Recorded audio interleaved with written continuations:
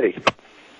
Okay, JSEPAO, this is Houston. Please call station for a voice check. Station, this is JSEPAO. How do you hear me? Well, hello. We hear you loud and clear.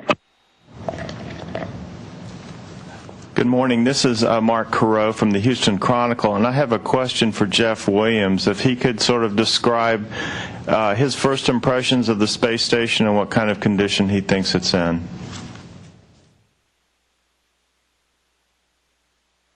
Well, I was overwhelmed with my initial impressions of the space station. Obviously, it's a lot different than it was when I was here in May of 2000.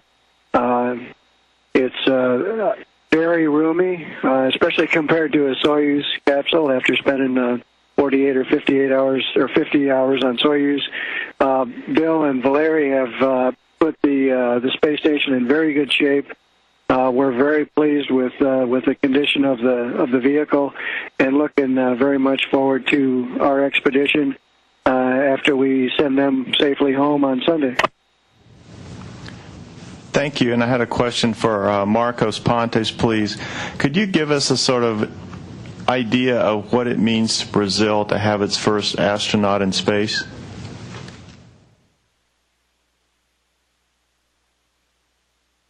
I imagine that for the country, for the entire country, it is a big event. It's a kind of historical event. We were expecting this for a long time, and this year is 100 years of the first Brazilian aviator flight.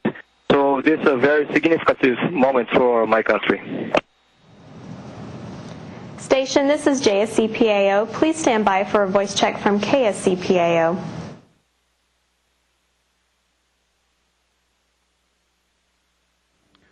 Station, this is Kennedy PAO. How do you hear me? At KSC, a station, we hear you loud and clear, and it's nice to talk to you guys.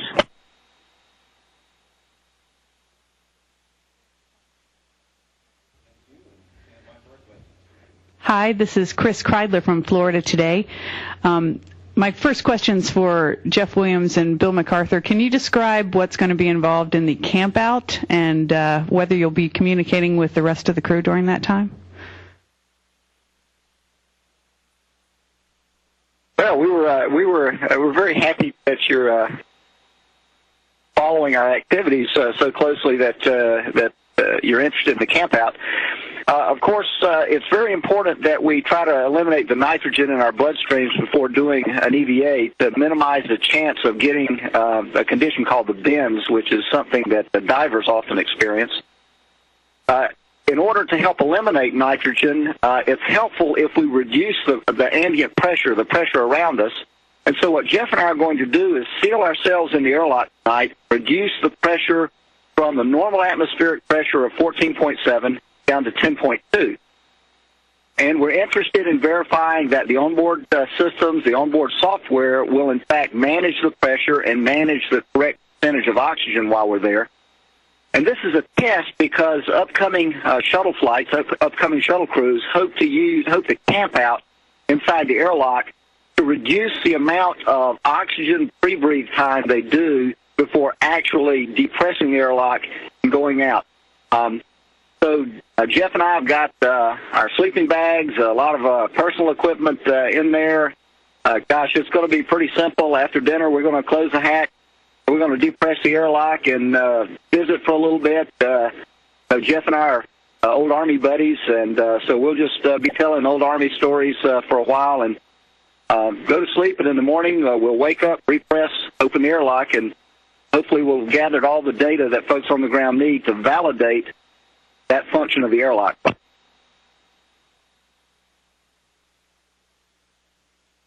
And I would add that we have easy communication with the rest of the crew, obviously through the inter. The rest of the crew will be doing their scheduled activities, primarily in the Russian segment. No concerns among the crew.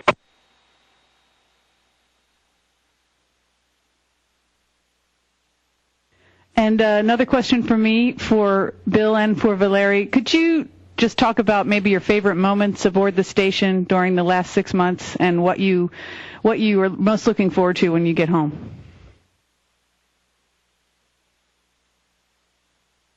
What I want to say, we are ready to go home, but we accomplished all our tasks, and we are happy, we feel good, and I want to say we're happy both. You know, to pin down a specific moment would be very difficult. Valeria and I trained together for 4.5 years for this mission, and I think rather than a high moment, the whole experience has clearly been the apex of at least my professional career and maybe Valeria's as well. And I think the real pleasure was, in fact, coming up here, living and working in space with a very good friend. Valeria refers to us as space brothers, so we really weren't away from family the whole time. And so just doing the work, accomplishing the tasks that we trained for so long has been particularly gratifying. What are we looking forward to? We're looking forward to going home and seeing our families.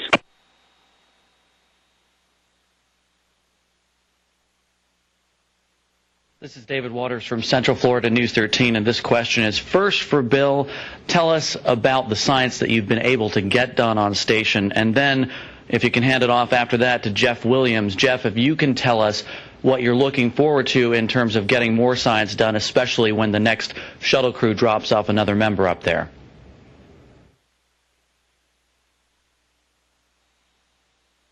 Well, we've been pretty lucky. Valeria has had a very rigorous science program. He's been working, doing Earth observation, plant growth experiments. He and I both have been both the testers and the subjects on each other and on ourselves on a number of biological, human physiological experiments. Here in the U.S. segment, we were fortunate and able to exceed the planned time allotment for scientific experiment by about 50%. So we were very fortunate to be able to do that. The experiments here included one called binary colloidal alloy test, BCAT, and we were able to observe phenomena in how colloids phase separate that simply have never been observed before. They were unpredicted, and they simply could not be observed on the Earth. So the scientists there are pretty excited about some new directions that they can go. We did some protein crystallography on board using a pretty clever technique which reduces the need to return crystal samples to the Earth. So all in all, we're even with the reduced crew, we're very pleased at the amount of science we were able to accomplish. And the short answer for Expedition 13, at least in the U.S. segment, shuttle gets here is to continue doing pretty much what Bill has been doing. Specifically, what we'll be doing is yet to be discussed, decided on. Payloads and science group. I plan on dedicating some Saturday morning science to them. Bill has. Of course, once the shuttle gets here and ULF-1 comes on board and Tomas Ryder joins us on the crew, that'll increase the crew size, increase the capability, of course, to get more science. The ULF 1.1 will also bring additional facilities to expand the science We're looking forward to bringing them on board, both for increased crew size as well as increased capability.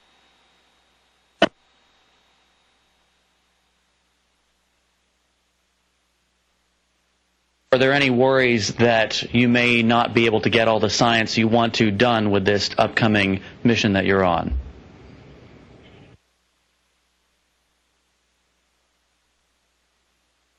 I don't have any worries per se. Obviously, we only have a finite amount of time. We have a finite amount of capability. So our objective is to accomplish the tasks that we're given day by day and do it safely, successfully, and keep the station in good shape.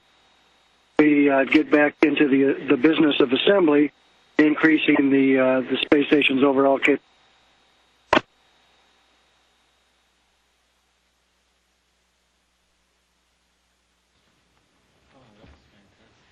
Hi, it's Chris Kreidler from Florida Today with one more question. What kind of advice has the current crew given to the new crew that's come aboard?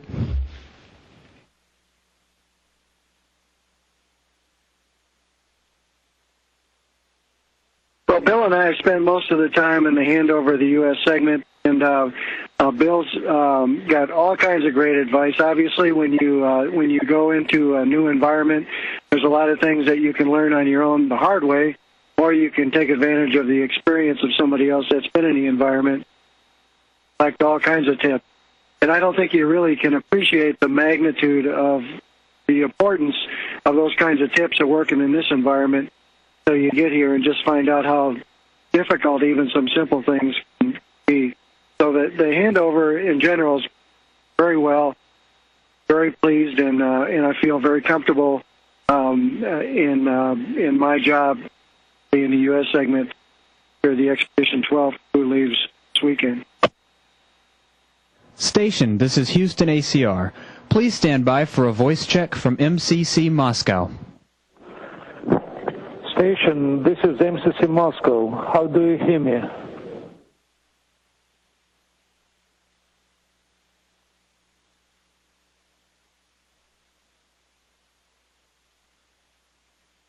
Okay, loud and clear. Телеканал «Россия», приветствую вас, Ольга Пастухова. TV Russia, Olga Pastukhova. My first question is for Marcos. You're not smiling too much. Is it difficult to be on board the station?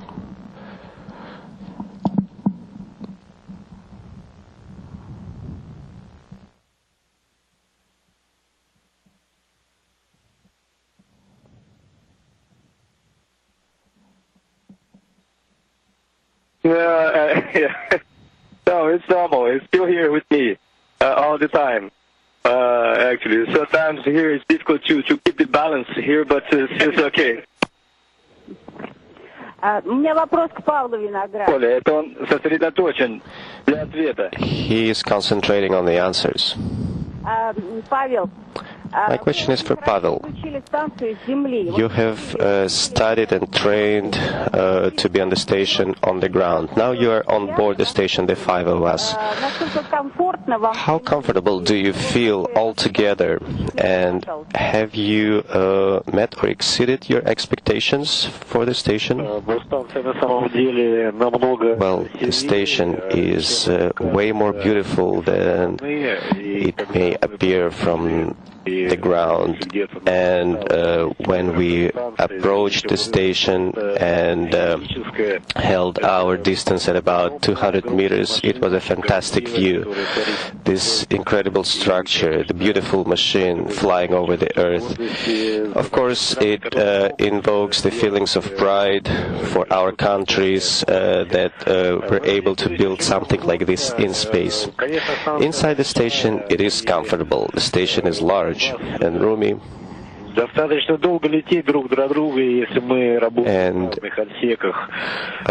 it is quite a distance if we are working in different modules, so there is plenty of space.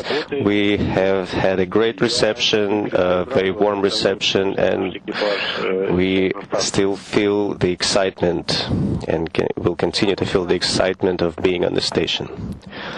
Good luck to you guys. Hello, Russia Today TV, Елена Vodovets. Can you please tell us, what do you feel when going out on the spacewalk? What are the feelings, what are the experiences that are associated with that? Who is this question for? This is for Valery and Pavel.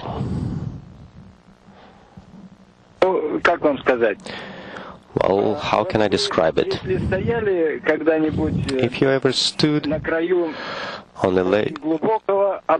an edge of a high crevice, there is an abyss below you, and you're and you're feeling scared and weak in your knees. So this is the feeling you get, because you realize that the earth is below you. When you're looking outside the window, it's one thing, but when you're out in the space and you're able to view the entire planet, you're awestruck by the magnitude of that view. Although at the same time, there is a feeling that the planet is not as big as we're used to perceive it. So, in short, the feeling is unique, and you need to try it. Thank you. From Russia today. Hello. I just wondered, what does it smell like, and what does it sound like in the International Space Station?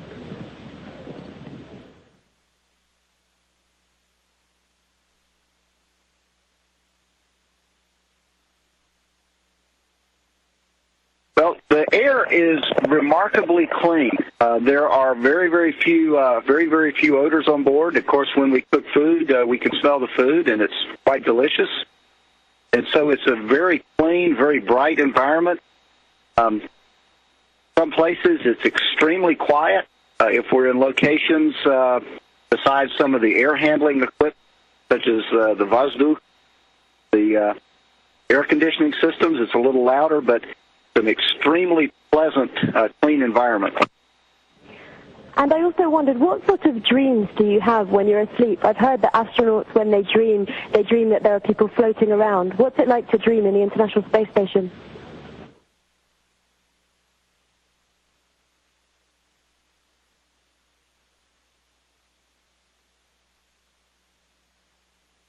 Frankly speaking, we slept well.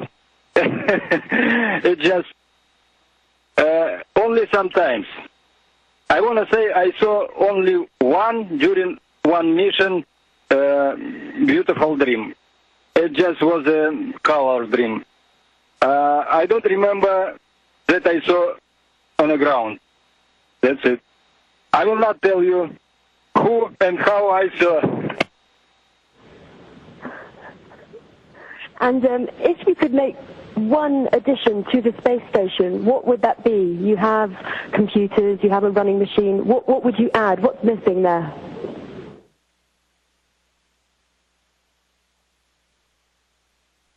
I would add more people.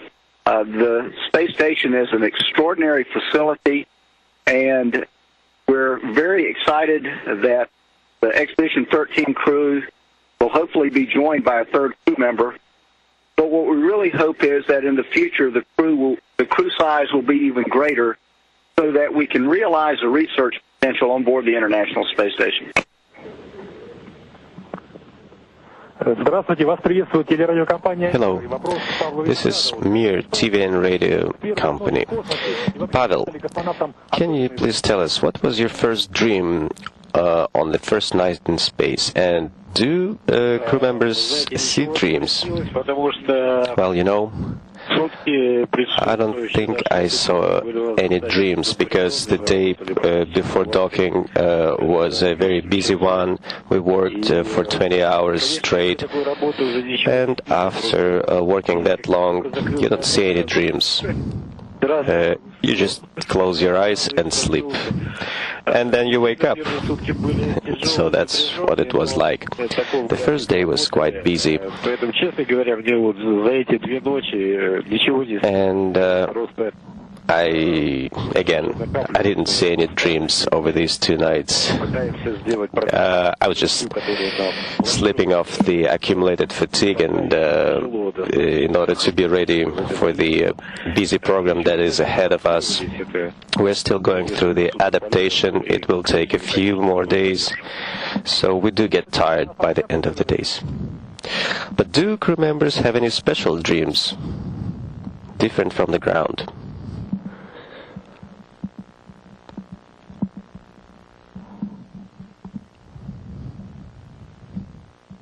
Yes, I had a interesting dream the first day here. When I was sleeping and I was dreaming that I was flying by myself. without airplanes. So when I woke up, I saw that I was flying by myself without airplane. That was a very interesting thing. Thank you.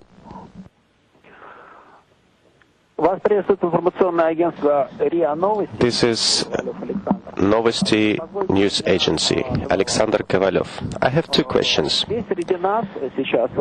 have among us in the Russian Mission Control Center, there are some children here. Those children are part of the World Corps of Cosmonauts, and they're asking me to ask you, when will they be able to go to space? So this is the first question. Well, I think as soon as they turn 25 or 30 and they become good specialists, physically fit, the road to space will be open to them. They just need to really want it and love this.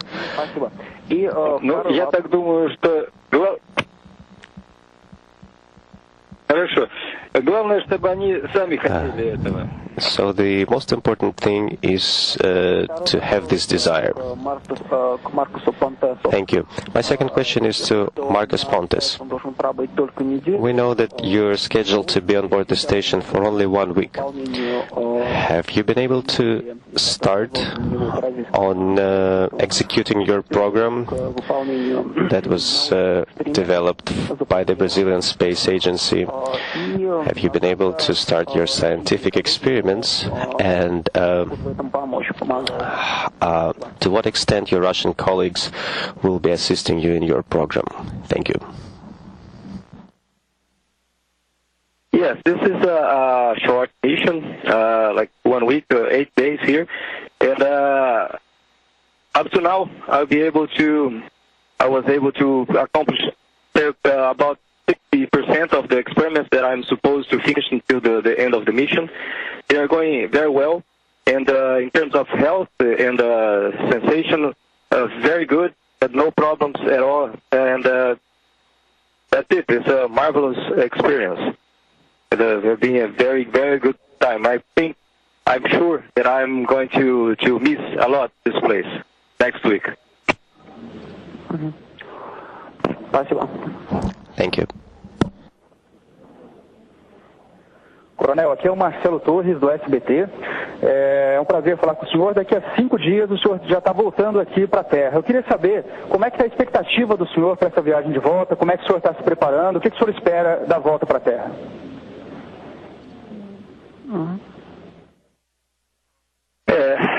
No momento, eu estou, vamos dizer assim, aproveitando o tempo aqui, fazendo os experimentos, me preparando e tudo mais. Eu ainda não tive, vamos dizer, um tempo para pensar a respeito do retorno. Mas eu acredito que vai ser alguma coisa bastante interessante no país. Eu acho que a gente tem bastante experiência para contar, muita história para contar, e eu pretendo passar isso especialmente para os jovens do país. Muito obrigado. Coronel, aqui é a Aline Bastos da TV Nacional, um prazer estar falando aí com vocês. Gostaria de perguntar se você acha que na volta aqui à Terra vai ter alguma dificuldade com o peso das coisas, como por exemplo, pegar um copo sem deixar caí-lo.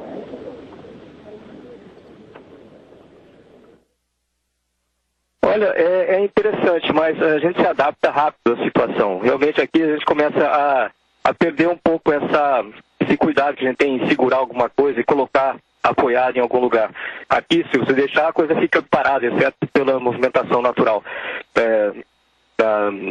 do ano, vamos dizer assim. Então, acredito que no começo vai ter algumas situações interessantes. Vamos ver como é que vai acontecer, eu conto depois. Tá, João, obrigada. Marcos do Show da TV Globo. Marcos, você falou dos olhos azuis da sua mãe, você comparou com o azul da Terra. Você tem pensado na sua família, no seu pai, com mais de 80 anos? Já imaginou um pouquinho o que ele deve estar passando na cabeça dele de ver um filho no espaço? Imagina que ele nasceu quando criança, numa outra época que nem avião existia. o que ele deve estar pensando? Você pensa nele, pensa na sua família nesse momento? Eu penso bastante. Meu pai foi uma pessoa que trabalhou muito na vida para conseguir criar a gente, e eu tenho certeza que ele deve estar com bastante orgulho de ter o filho aqui no espaço, né, pela primeira vez.